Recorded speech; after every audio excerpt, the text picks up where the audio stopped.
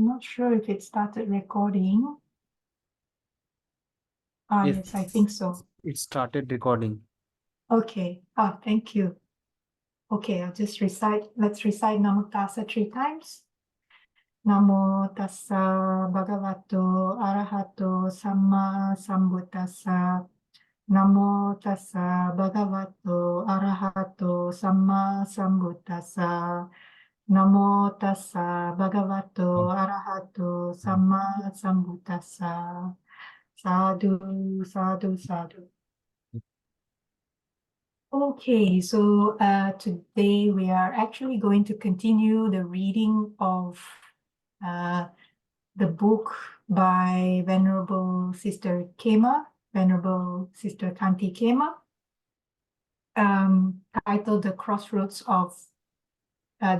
between Mundane and Transcendental Dependent Origination. So the last time, I think about 2 weeks ago, we read the first half of the book, actually less than first half of the book, where we ran through the preface and also the book of causation. So we ran through how the dependent origination links. We read from, let's say, how it originates and also how it ceases, according to the book of causation. And so today we will continue from where we last left off, which was the beginning of page 17. So I'm just going to try and fit this into one page. Oops. Okay. Yeah. So here we will, let's recap through it once more. So we're going to recap on the cycle that was discussed the last time. So let's recap through it once more.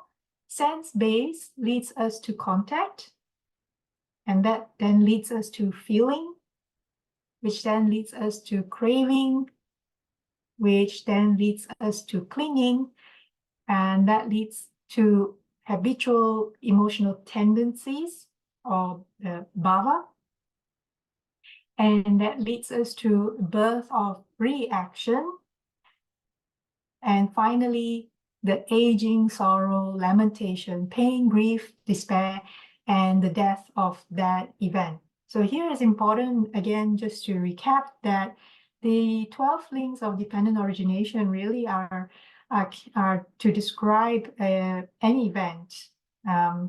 Does not trying to describe the process of, let's say, the birth of a human being and to the death of a human being, but it's also the process of describing how an event occurs.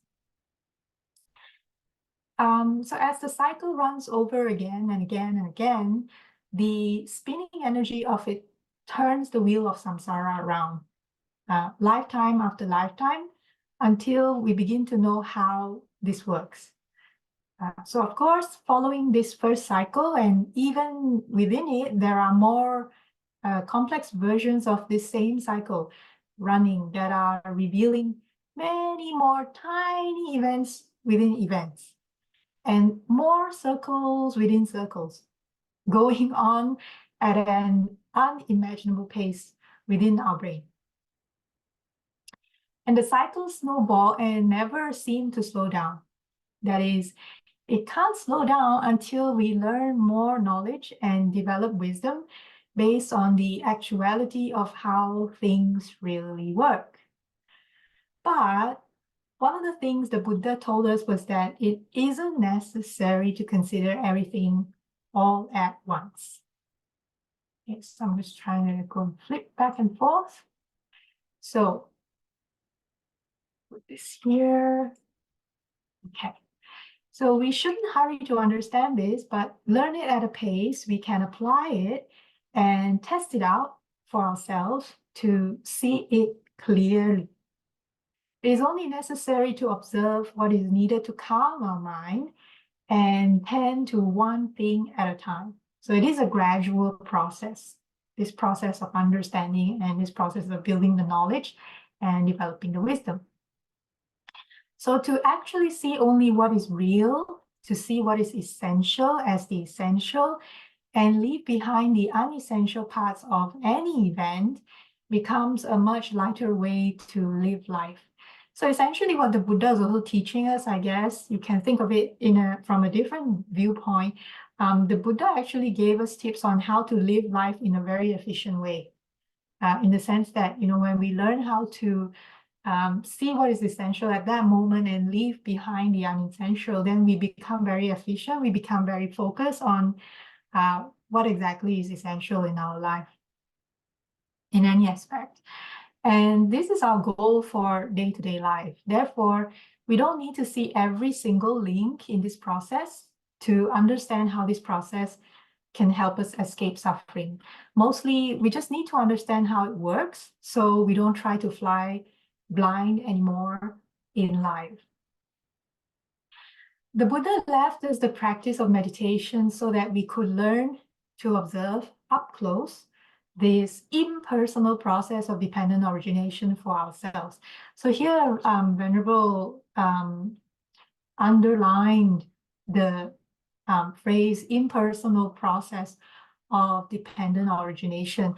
And I guess there's a reason why she, tried to emphasize this, because the process itself, we need to understand, is an impersonal process, and that is quite key. And it's also the first in the Noble Eightfold Path, when it talks about right view or harmonious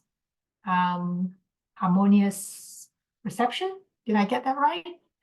The harmonious view of everything is impersonal, whether it's a process that's going on. It's all impersonal. So it's not really like I am the one that's creating something, that process. So it's just when the conditions ripen, then the event occurs. So within his teaching, he also taught the 37 requisites for awakening, which include the Noble Eightfold Path. And these help to support the development of your practice and gradually all come into balance, woven neatly together as if they are a perfectly symmetrical Dharma clock. So those of us who remember, a lot of times when Venerable Sister Khema used to give Dharma talks, she would try to visualize it in the form of different, you can think of it as like weaving a quilt. So like when traditionally how let's say a piece of cloth is made, it's taken from different scraps of pieces of scrap cloth that nobody wants anymore, and they cut it into squares, and then they try and the seamstress will try and sew things together, and then it becomes a really beautiful, beautifully made larger piece of cloth. Sometimes it's used as a blanket or a cover or something like that. So I think here it's also trying to visualize that all the teachings of the Buddha actually are meant to support our development of the practice. And when they all come into balance, it's almost like they're nicely sewn together and will then appear as though it's all perfectly symmetrical and perfectly makes sense. So the Buddha left us the Four Noble Truths so we would never forget the proper path of investigation. He taught initially 3 kinds of feeling, needed to recognize their aspect and what they mean, 5 precepts for protection from 5 hindrances arising that can block our progress. He left lessons that identify the nutriment that feeds these hindrances and his personal experience and advice on how to overcome them. So beauty of the Buddha's teachings and the way he taught was he taught not only from a theoretical philosophical point of view, but when he gave advice or and a lot of the suttas was about, let's say, a particular event, and or he was, some of the suttas will start with the Buddha was, scanning the world with his compassionate, um, you know, I mental block, can't remember the word for it, but anyway, so he was scanning to see on that particular day who would be ready to receive the teachings and would be able to progress much quicker. And he had the skill and the ability to be able to know when someone is ready, when the conditions will ripen in a particular moment. So even in the way that the Buddha taught, he was very efficient. And that's why he's, because he had that skill, because it was a skill that was developed lifetimes after lifetimes. And so for me, actually, I felt that in everything that the Buddha did, he was highly efficient and highly skilled. So with these, for our support and supply of sutta verification, we could travel down the same path of investigation and experience something very close to his own liberation of mind. So the Buddha, of course, gave us advice and instructions, and the gift that he gave us really wasn't something that was like out of reach. So he knew, based on his own path and his own journey, that it was something that, given the proper amount of effort, anyone would be able to reach that goal as well. So to realize this path, we need only to reclaim and follow his instructions all the way to the liberation of mind, vimutti. There will be numerous mundane and supermundane experiences. So let me try and skip to the next page. Okay. Along the way to help us liberate mind as we develop. None of what the Buddha taught is impossible today. So here, a couple of things interesting that Venerable Sister Khema wrote, which I find these two sentences really quite motivating. And it's that along the way in our practice, if we are, following the path that the Buddha had described, there will be numerous mundane and supermundane experiences. So it's also kind of like, again, these experiences are teaching us the characteristics of impermanence, anicca, because as we go through them, and they will all come in different flavors, different sizes, different shape and form, but as we go through them more and more, then we start to become less and less clinging to them. So initially, when we first go through and we experience some of these experiences, we might be like, oh, I didn't know it'd be like this, or, we might get overly excited, or, start to have all kinds of expectations, which is also another form of, wanting something, and that's normal. But as we keep going along the process and keep walking through that journey, then we'll realize that, okay, so these things come and go as well. And it's not necessarily like the jhanas, which is what we covered in the recent classes, where Mrs. Manjula Ji gave a very good run through on the Majjhima Nikaya 111, Anupada Sutta. So she guided us through the process. And so in that sense, yes, that journey is very specific to how the jhanas work when we go through the form meditation, etc., etc., etc. But also in terms of our daily life experiences, as we are going through this journey, we will experience numerous experiences. And just like how in the Anupada Sutta was mentioned, how multiple times in the suttas, how Sariputta Venerable Sariputta um, observed how each particular experience come to be, and then they also cease to be, and he did not cling to anything.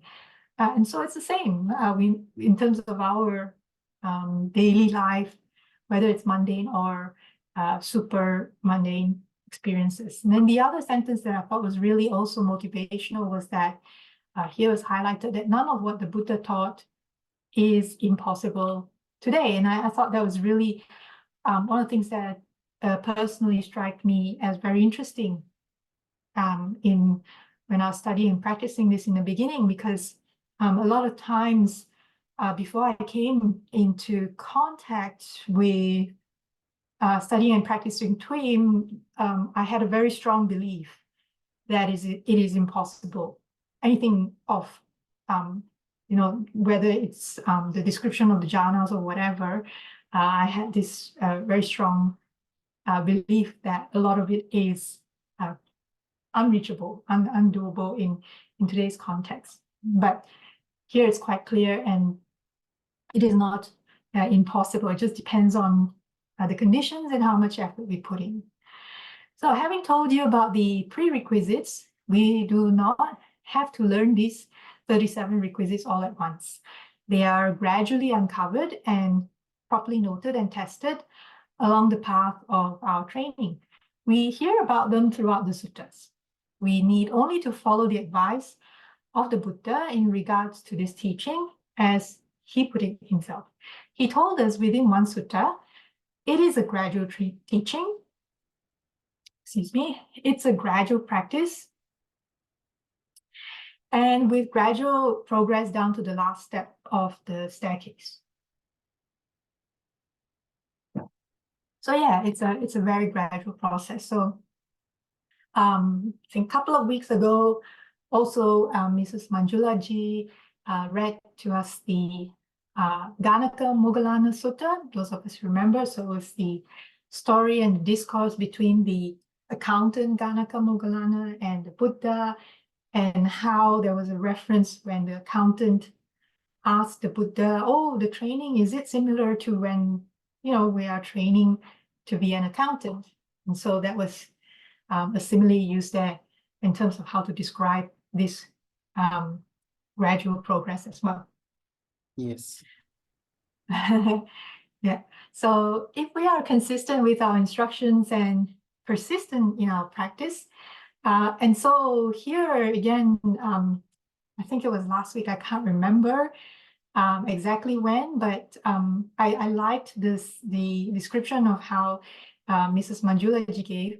When we talk about persistent in our practice, we have to be careful that it's not necessarily we are serious in our, the word serious sometimes could lean towards us pushing and being too highly hold on to a particular view or something in our practice. But what she mentioned, which I found very useful, was that we need to be sincere in our practice. And so long as we keep and maintain that sincerity in our practice and just continue to apply the 6 R's continuously again and again, sincerely, without taking ourselves too seriously about things, then that would be a good way to maintain that balance. Yes. So if we are, so if we are consistent. Just I would like to add here, like you rightly said, persistent practice or continuous practice. In recent talk by Delson, he clearly told that attaining and reaching the jhana is not a priority for us. And it may be noted that in one of the suttas, it is clearly mentioned that one can attain to nibbana by going into any one of the jhanas.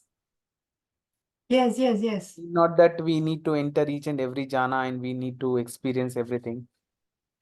Correct. I can't remember which number. I'm not sure if it was the chariot. Sorry, my memory tends to link Yes, suttas to stories.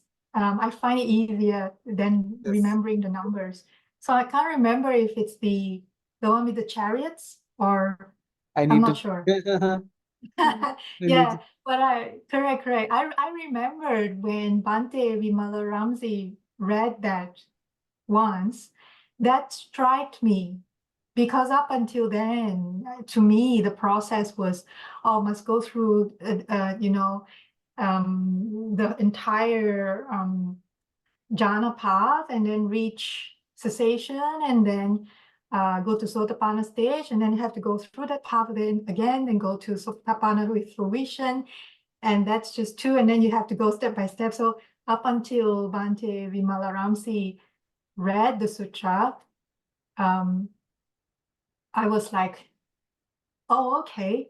And to be very honest with you, and this is just probably my ignorance, so it has nothing to do with Bhante or any one of the twin guides, but it's also my nature to sometimes really, oh, can I clarify that? But some part of me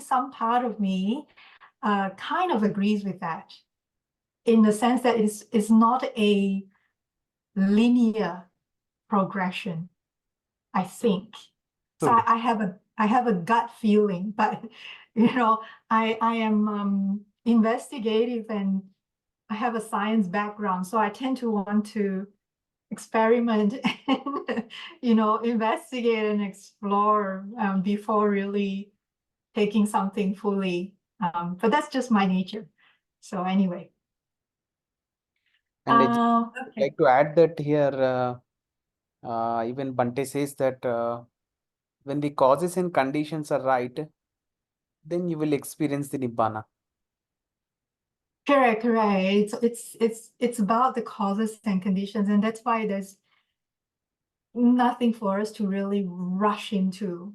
Truly. But the reason why we study is because we also need to understand what sort of conditions need to arise, or at least what we need to lay down as a foundation. So we need to observe the 5 precepts. So the dana sila bhavana, I guess, is the foundation. So Truly.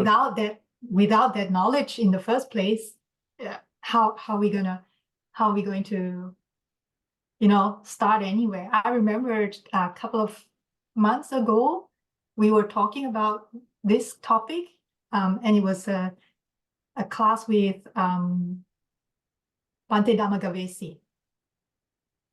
And then so I asked the question, so what about people who don't even know dana? Does that mean it's a lost cause for them? Does that mean that there's no way that they can escape the cycle of samsara? But then Bhante Dhammagavesi explained how the concept of dana sometimes doesn't really have to be so big or grand. And this is where the twin practice is so powerful, is because the practice of smiling is again and again and again and again, repeated many times, because the smiling itself not only is for the part of the 6 R's, but it's also a practice of dana when we are meeting a stranger, or it instantly gives the other person the receiving party so many things. Like, it gives them relief, because when they see a smile, they feel comfortable. They know that there's no way we are approaching them with any form of negativity at all. So that is also a starting point of dana. So that's quite reassuring, I guess. Okay, so let's continue here. So if we are consistent with our instructions and persistent in our practice, we will make pleasant progress in our meditation at a comfortable pace with quick, clear comprehension of the Buddha Dharma. This will help us most in life.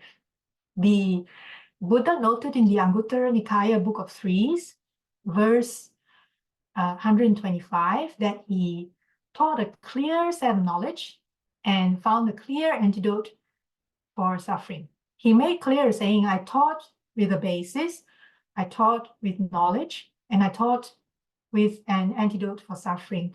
So here, what really stands out, I guess, is the Buddha didn't teach just based on philosophical,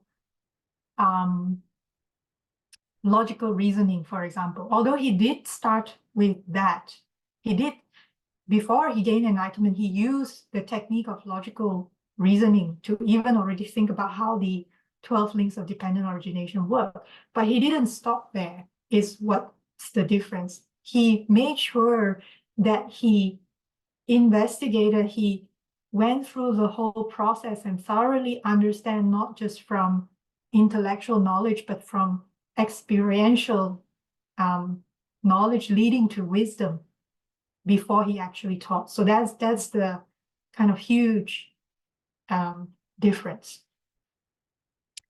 So we do not have to complicate our practice by going too fast down the path.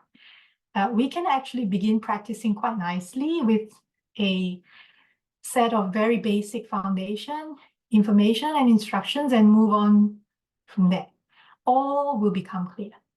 To impress this fact upon us, the Buddha left us a few choice similes about how much we actually need to learn. Here is one of them. One time, when the Buddha was walking along the shore of the Ganges River with the monks, and he stooped down and pressed his finger into the sand. He stood up and then asked them, okay, which is more, all the sands on the bank of this beach or the sand grains on my finger? The monks answered him, saying, the sands on the beach, Lord. Then the Buddha said, all the sand on the beach is equal to all that I know, but these grains on the tip of my finger are all that you need to know to become free from suffering in this lifetime. So that's very reassuring. And this designates that the Buddha left us what we need for one lifetime to accomplish the goal he set forth for us. The gift the Buddha left us the gift the Buddha left us is a path to the cessation of suffering. The bonus is that while training, our meditation is about the development and refinement of our mind and behavior patterns, bhavana. So proper training leads us from unwholesome, unhealthy mind states and behavior to more wholesome, healthy mind states and behavior, thereby relieving much daily suffering we personally cause ourselves.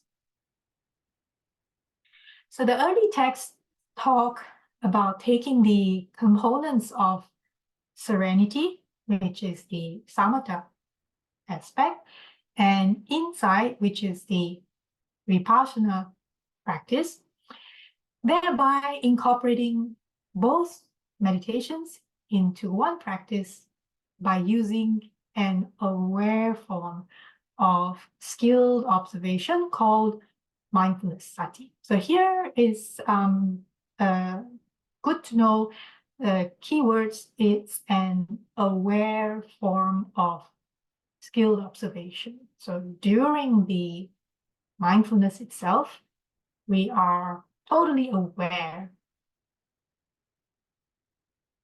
So with it, we can develop a keen observation skill to see clearly how mind's attention impersonally moves anatta while watching how everything is operating, during life in this existence. And usually, highly likely, it turns out to be different than we expected. So the practice taught by the Buddha was an observation skill. People were to take out into life with us, and we were to use it all the time to create more peace and harmony. If we keep this practice going, it will lead us to various levels of liberation for the mind as described in the text. It will help us to fully open mind to its full potential. Okay, let's go to the next page. To make the most of our practice, we must stick to the instructions very closely and use the practice in life as often as possible in all situations. If we change the instructions, adding or subtracting anything, without following the guidance of the text, we can't expect the same results. Even a very subtle change risks diluting the relief we could maintain, and this contributes to a lack of progress and a completely different end result. We will not be able to attain the final result unless we can keep the practice going steadily. So many times, Bhante, Vimalaramsi, and Venerable Sister Khema during retreats, during the talks, mentioned many times that we need to really stick to the recipe, really stick to the instructions. And I think Venerable Sister Khema gave a simile of a French pastry chef, because French pastry is so difficult to get right, that it's like you have to follow the instructions really to the T, so to speak, so that we can actually see how it actually works. Over the past 22 years, I have been training closely with most Venerable Bhante Vimalaramsi Mahatero, practicing and teaching people all over the world. People often ask me how those original monks developed their practice from the beginning to the end, and how the same progress can be achieved today. I wanted to know this too. Then one day in 2004, my teacher showed me a sutta that held my answer. When I came to tell him I had completely learned the 12 links of dependent origination, he smiled and handed me a tiny booklet with this sutta inside, so I could learn about 24 links instead of the original 12. I was fascinated. That sutta shows us the Buddha went beyond 12 links up to 24 when he created a complete step-by-step development chart we could use to keep track of our own meditation progress. This was a big help for me and my future students. So, this leads us to the reading on the Upanisa Sutta, proximate cause. How are we going with time today? Let me see. What page is this? We've got about 5-6 pages. Is it still okay with everyone to continue? Okay. All right. So we can continue and just read through the sutta. Upanisa Sutta, proximate cause. This sutta gives us a very clear picture of the path of experience that happens for a meditator when they follow the instructions closely with dedicated commitment.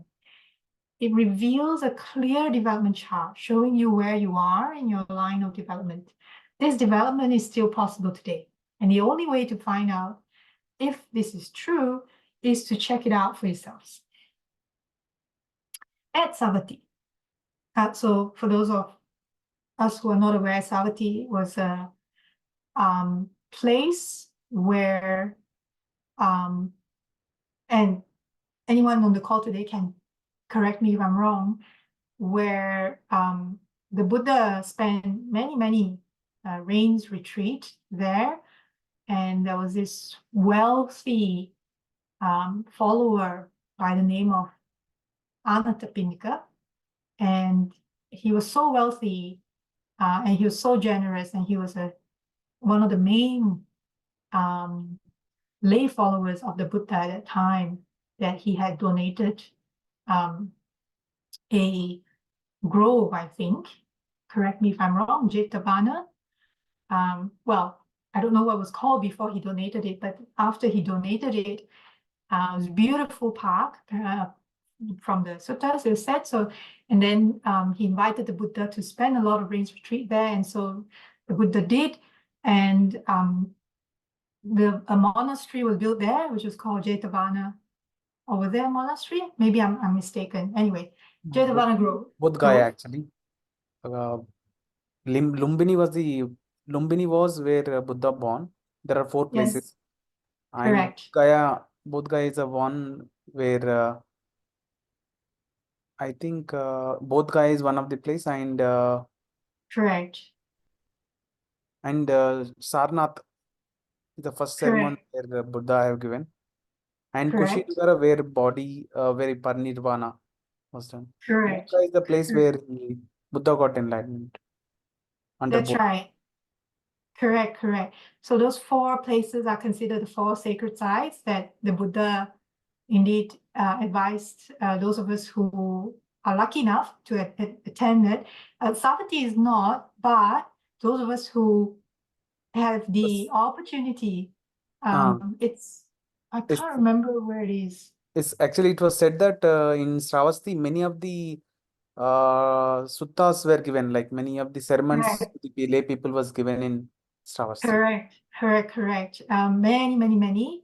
And Venerable Ananda asked the Buddha to promise him, whenever Venerable Ananda did not follow the Buddha out, and he gave a sermon that the Buddha needs to come back and repeat the same sermon he gave outside to Venerable Ananda. And I think the Bodhi tree, I'm not sure if it's still there.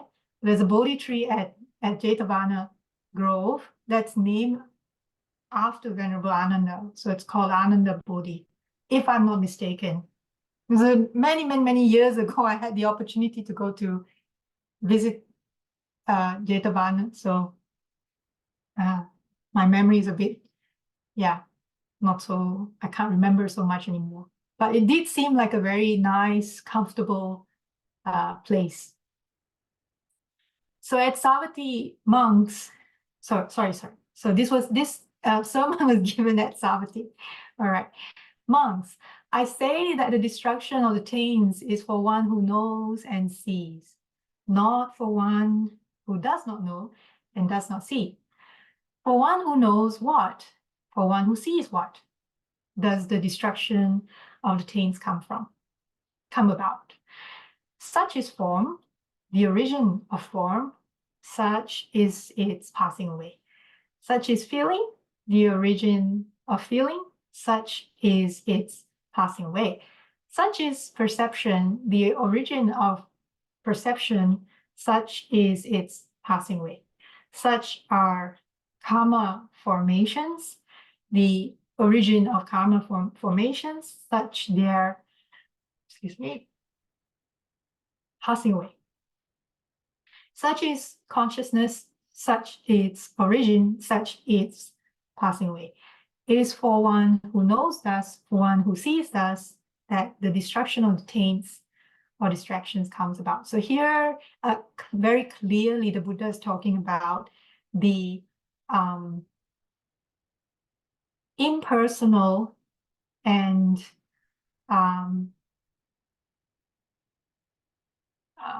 impermanent nature of the 5 aggregates of form, feeling, perception, karma formations, or some people call it preparations, sankhara, and consciousness. So very clearly, it's about that. Whoops. So the next page is here. Okay. I say, monks, that the knowledge of destruction of the taints has a proximate cause. It does not lack a proximate cause. And what is the proximate cause for the knowledge of destructions of the taints? It should be said, liberation. I say, monks, that liberation too has a proximate cause. It does not lack a proximate cause. And what is the proximate cause for liberation? It should be said, this passion.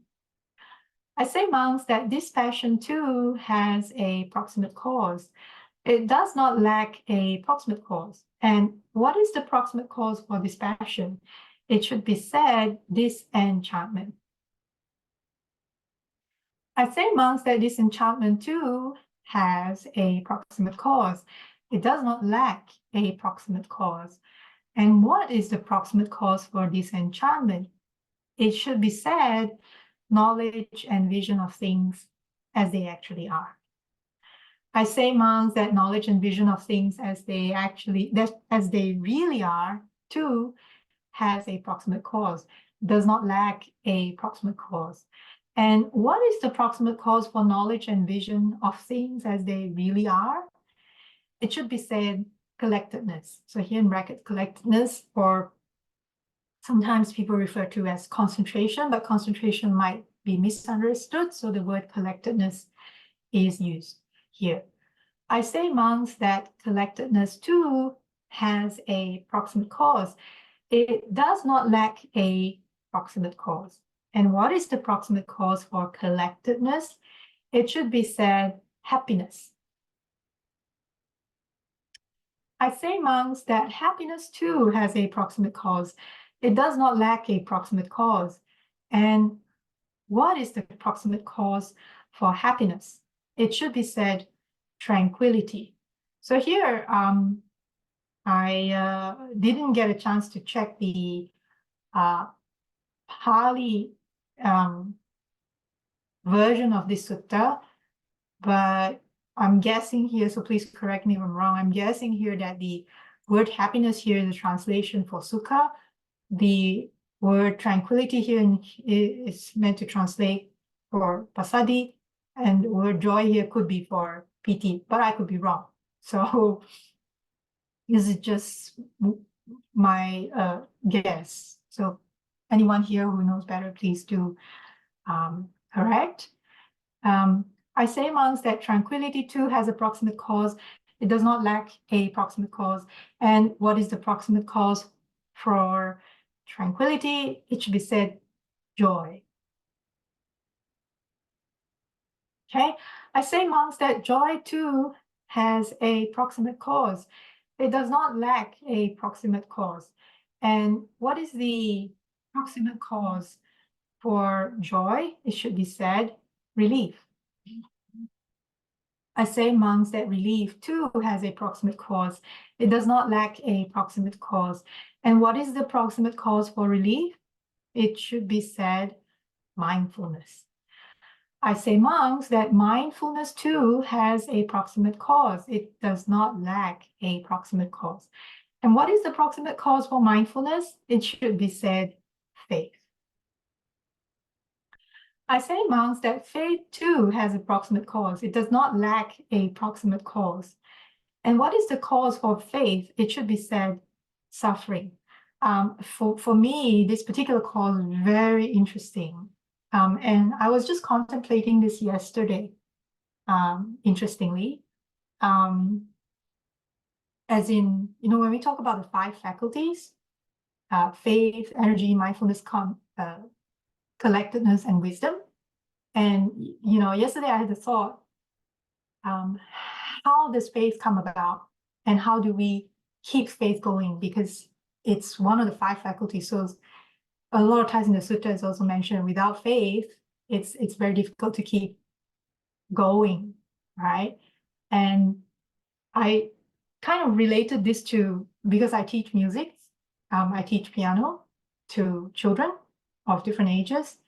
And any music teacher today will probably agree with me. It's not easy because children nowadays are very different. And so teaching them a particular instrument is quite difficult.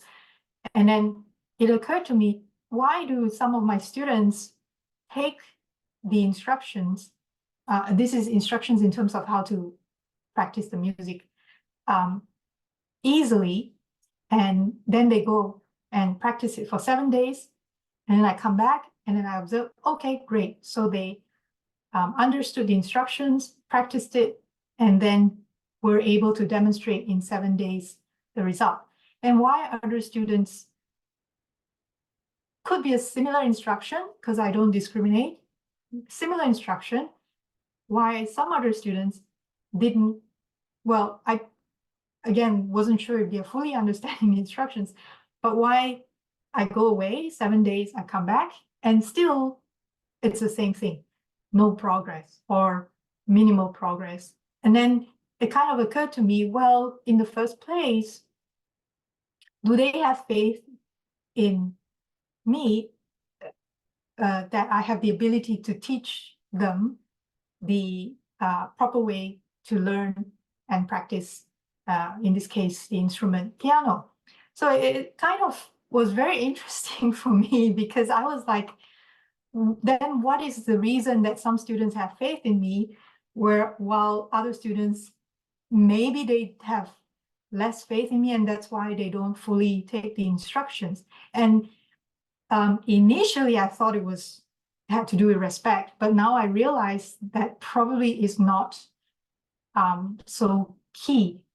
And then when I see this sentence, and I'm like, it makes sense. So if a student had gone through, and I'm using music as an example, kind of like a simile here, but if a student had tried to learn something, a technique or a skill, and struggled, like they really weren't able to, you know, execute what they were trying to fix, a particular skill, what they were trying to learn many, many, many times. And suddenly a teacher comes along and the teacher explains to them, okay, this is how you do it. First you do this and you do that. And if they try that, because they had gone through the difficult, the way that didn't work, and then suddenly someone else comes along and tells them, it didn't work because you didn't do it in this way. So how about you try it in this way? And then when they try it that way, and then they see that, right, so actually it was just like this. You're telling me it's just like this, but no one told me this before. I was told something else completely different for a long time. And then all of a sudden, another teacher comes along, no, it's just like this. You just do it this way. And so when the student picks it up, that instruction, and tries it, and then go, so it's like this. And then that's where the faith comes up, and then they're like, as simple as that. And then that gives them more. And a lot of times when we study the translations, some people use confidence instead of faith. So they interchange the translation with confidence and faith. And I asked myself for a long time why. So a lot of times I go back to, because I teach music, so I use that a lot as a reference for me. And teaching children is how should I say, highly experimental, because I learn a lot, and I only have 11 students, but each and every one of them is so different in terms of their learning style, learning capacity, and how much they're able to take in. And it has nothing to do with gender or age whatsoever. So a lot of times when I'm studying the suttas and how the Buddha taught, and this is where my confidence increases more and more, and my appreciation for the Buddha, because indeed he's an ultimate teacher. He knows exactly how to teach in the way that is not only efficient, but will be highly beneficial to the student. So he was truly skilled in that, in all aspects.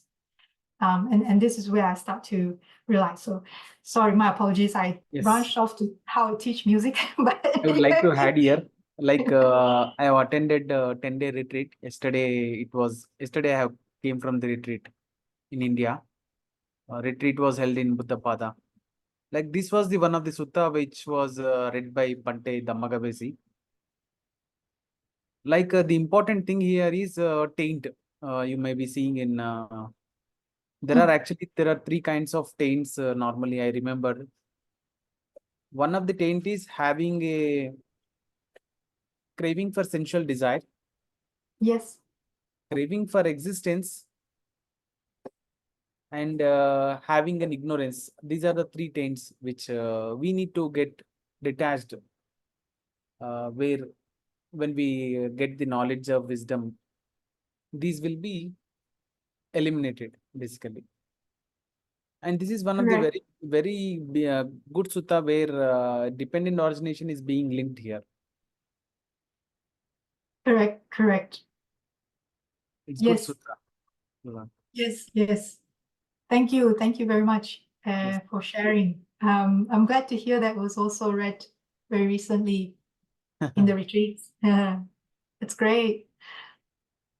Okay, Thank so you. let's continue. Let's continue here. So, I say, monks, that suffering too has a proximate cause. It does not lack a proximate cause. And what is the proximate cause for suffering? It should be said, birth.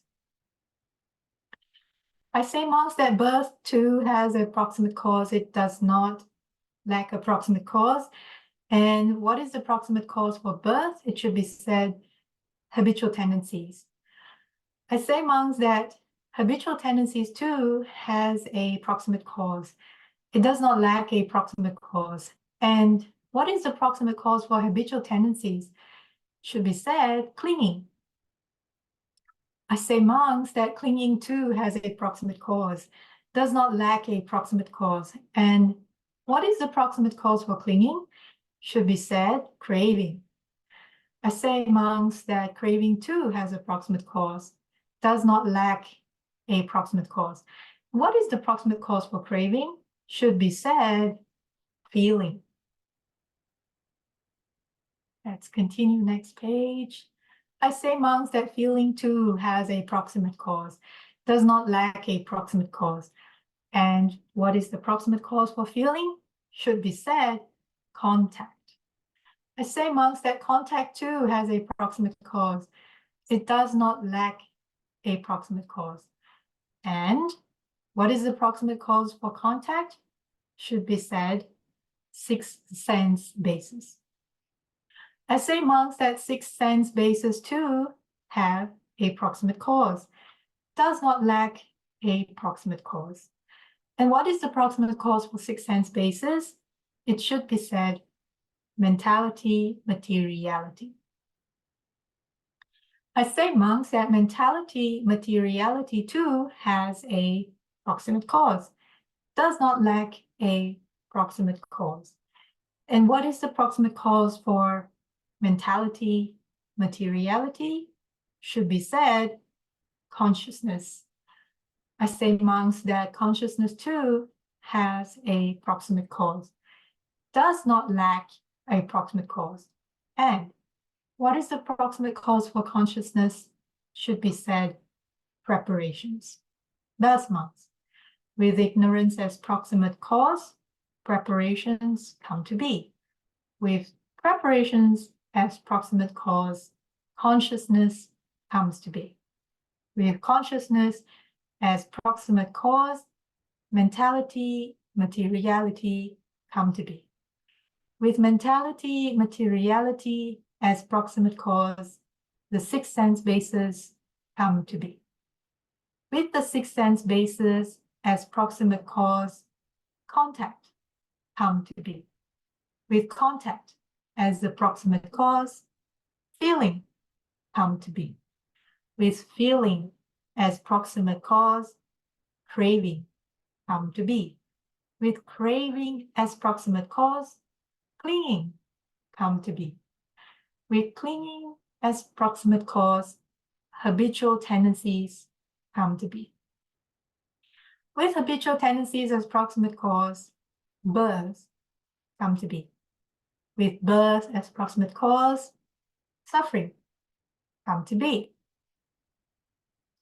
And here is where the sutta shifts into a transcendental reflection that gives us a development chart to follow. With suffering as proximate cause, faith come to be. With faith as proximate cause, relief come to be. With relief as proximate cause, joy come to be. With joy as proximate cause, tranquility come to be. With tranquility as proximate cause, happiness come to be. With happiness as proximate cause, collectedness come to be. With collectedness as proximate cause, knowledge and vision of things as they really are come to be. With knowledge and vision of things as they really are as proximate cause, disenchantment come to be. With disenchantment as proximate cause, dispassion come to be. With dispassion as proximate cause, liberation come to be. With liberation as proximate cause, the knowledge of the destruction of the taints or the distractions come to be. Just as monks, when rain pours down in thick droplets on a mountain top, the water flows down along the slopes and fills the cleft gullies and creeks. These being full, filled up the pools. These being full, fill up the lakes. These lakes being full, fill up the streams. These streams being full, fill up the rivers.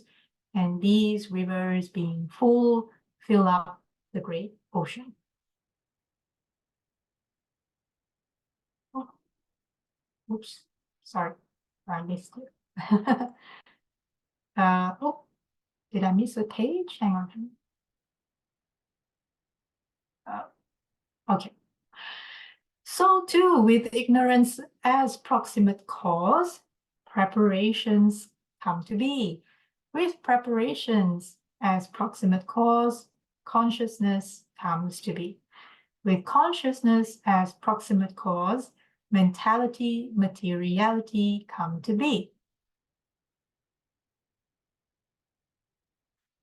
With mentality-materiality as proximate cause, the sixth sense basis come to be. With the sixth sense basis as proximate cause, contact comes to be. With contact as proximate cause, feeling comes to be. With feeling as proximate cause, craving comes to be. With craving as proximate cause, clinging comes to be. With clinging as proximate cause, habitual tendencies come to be. With habitual tendencies as proximate cause, birth comes to be. With birth as proximate cause, suffering comes to be. With suffering as proximate cause, faith comes to be. With faith as proximate cause, relief comes to be. With relief as proximate cause, joy comes to be. With joy as proximate cause, tranquility comes to be. With tranquility as proximate cause, happiness comes to be. With happiness as proximate cause, collectedness comes to be. With collectedness as proximate cause, the knowledge and vision of things as they really are comes to be. With the knowledge and vision of things as they really are as proximate cause, disenchantment comes to be. With disenchantment as proximate cause, dispassion comes to be. With dispassion as proximate cause, liberation comes to be.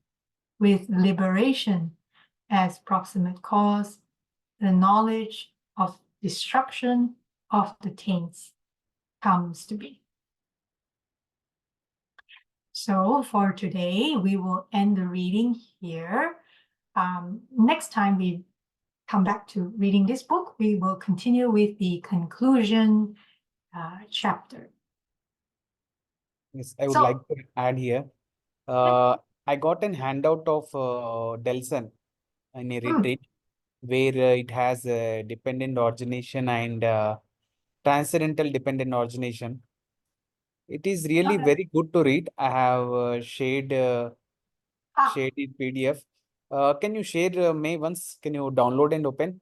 It is very like really hang on we can here. know where we are and how to move ahead. It is given clearly. Let me stop share here. One moment, bear with me. Okay. Oops. Oops. Download. Ah, hang on.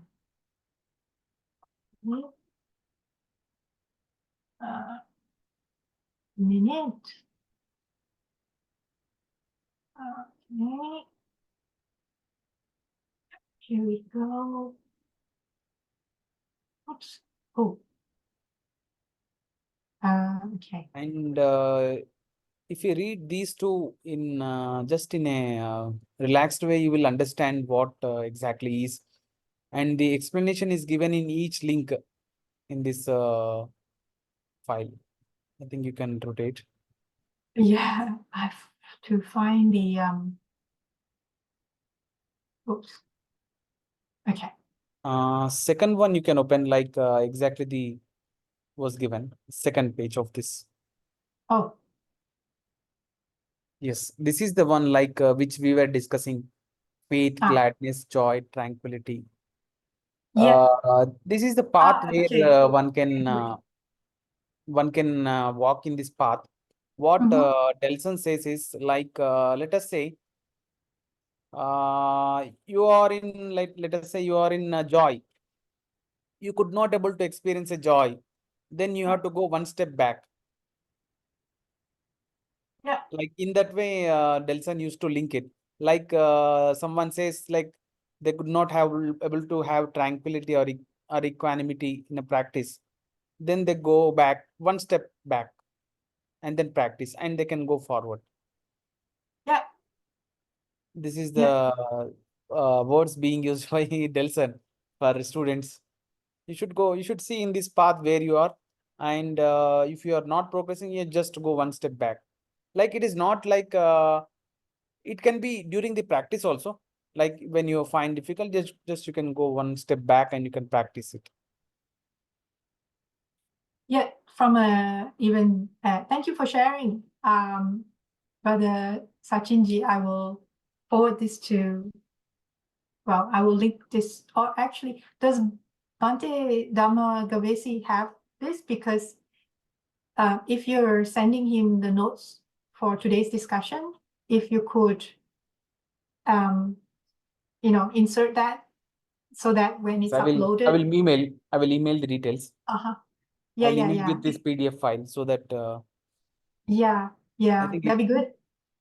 this is the handout given in last retreat of Delson conducted at Buddhapada Institute in last Okay, August yeah, yeah, 2023 it was given. okay, yeah, yeah, that'd be good. Then when you don't have to email to me, you can email directly the notes to Bante Dhamma Gavesi. So then it will save time. If you email to me and I email to him, then we might lose. I mean, it's Fine. less efficient. Uh, It's less efficient. Actually, why I would like to email you is like since you Uh, are given, you can edit some part if you require. I don't think I will have time. But yeah, you can. Yeah, feel free. Yeah, yeah, feel free to. Yeah. Sure, sure. But it makes a lot of sense. Truly. So uh, I'm Even actually, yeah. even the dependent origination first page, if like in free time you can read each one of the link and everything is explained in below it. Yep, yep, yep. So yeah. I think it's also, yeah, this is also very similar to the dependent origination workshop Truly. that Venerable Sister Khema used to conduct. So it's good that there's two charts for people to,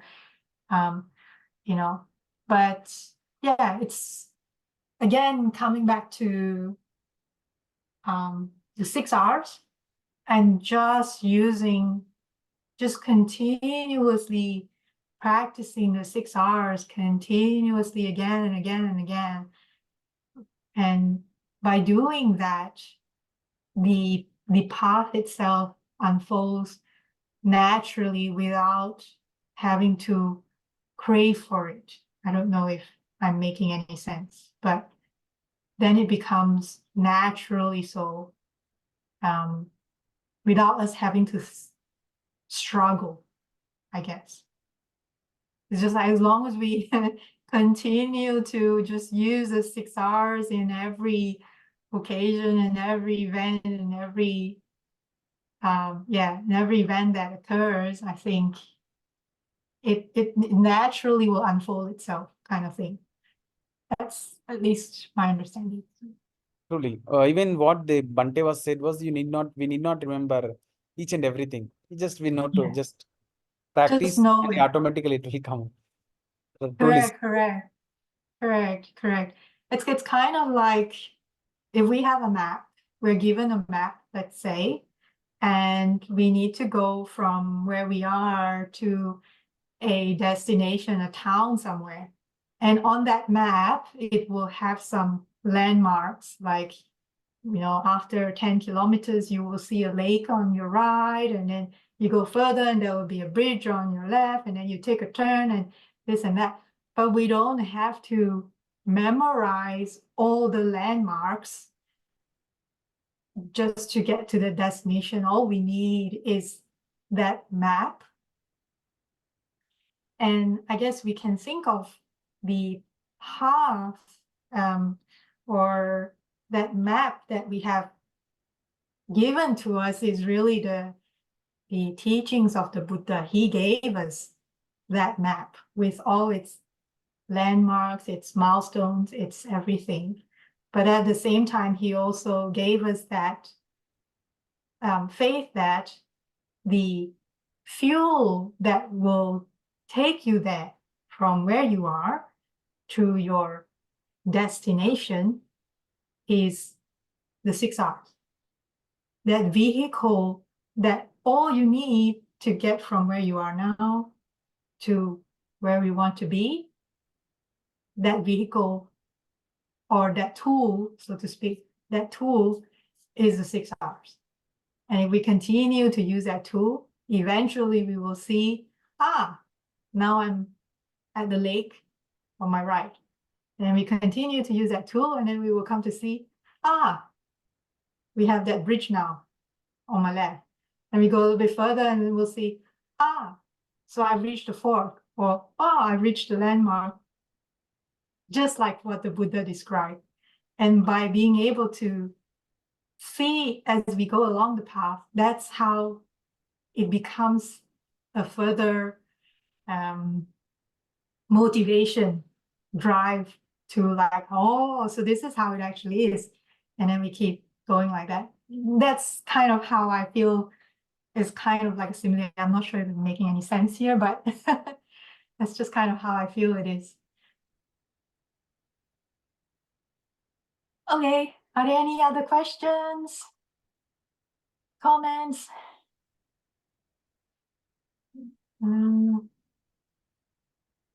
If not, No, just thank you for reading. And I missed the first part, but I will go back and watch that one as well.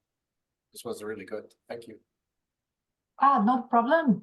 Yeah, the first section was read, I remember, was it two weeks ago? Anyway, you can go to the YouTube channel and do a search. And I hope that works. And in free time, you can listen to the Dhamma talk of even proximate cause. Sutta was given by Delson. Yeah, There is just do video. a You can search. listen to Yeah. it. It's very good video. It will be very good video. Thank you. I will. Yes. Great. Even Thank one God you. of wisdom will make us change. Will make us. Great. Thank you for sharing. Okay, I'm just going to try and bring up the sharing of merits screen so that we can share merits together. Bear with me one moment. Okay. Right, so let's share the merits together. May May suffering suffering ones be be suffering free, free, and the and fear the struck struck fearlessly. May the May grieving the shed grieving all shed all grief, grief, and may all and the beings beings find relief. find relief. May all May all beings beings share this share this merit that merit we have thus we have acquired acquired for the for the acquisition of acquisition all of kinds all of kinds of happiness. happiness. May May beings beings inhabiting inhabiting space and space, earth, earth, devas and Devi, nagas, Nagas, mighty mighty power, power, share this share merit of the merit ours. of ours. May they May long he protect long protect Buddha's Buddha's dispensation. dispensation. Sadhu, Sadhu, sadhu. sadhu, sadhu. Thank you, everyone. Wishing all happiness to all. Thank you, everyone. May all beings be well and happy always. Thank you. See you all next time. Bye-bye. Yes. May I have sent email. Notes of email I have sent you. Okay. I'll make a point. Thank you so much. Yeah. Okay, bye-bye. Bye. Bye.